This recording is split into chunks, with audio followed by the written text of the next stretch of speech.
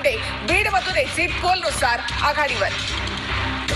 सध्या बीडचा आपला निष्कर्ष हाती येतोय. आघाडीवर कोण आहे, पिछाडीवर कोण आहे ते आपण बघतोय. बीड मतदारसंघातली सध्या माहिती येते. TV9 पोलस्टारच्या एक्झिट पोलनुसार बीडमध्ये पंकजा मुंडे आघाडीवर आहेत तर बजरंग सोनवणे पिछाडीवर आहेत. महाराष्ट्रातल्या एकूण 48 जागांचे एक्झिट पोलचा कौल नेमका काय तो आपल्याला बघायचा आहे. सुरुवात आपली झालेली आहे. एक जागा महायुतीला गेलेली आहे. हा जो कौल आपण बघतोय हा अंतिम निकाल नाही, हा फक्त निष्कर्ष आहे. विशिष्ट सॅम्पलिंग पद्धतीने हा जनतेचा कौल जाणून घेण्याचा प्रयत्न असतो. तो प्रयत्न म्हणजे एक्झिट पोल आहे. त्यात पहिली जागा आपण बघतोय बीडची.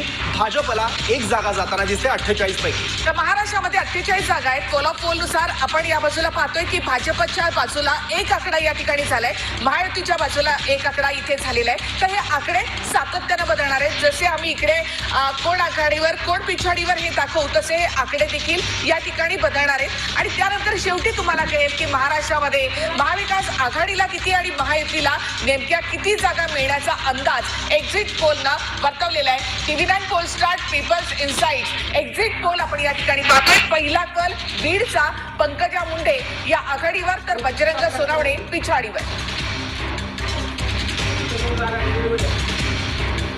तर मेहबूब शेख बजरंग सोनवणे इथे पिछाडीवर दिसत आहेत आमच्या एक्झिट पोलनुसार. असं आहे की मला तसं वाटत नाही, कारण बीड जिल्ह्यामध्ये जी निवडणूक झाली तसं केशव उपाध्याय साहेब म्हणले तसं स्वर्गीय मुंडे साहेबांचं नाव, त्यांचा जिल्हा हा भाग होताच, तो नाकारता येणार नाही.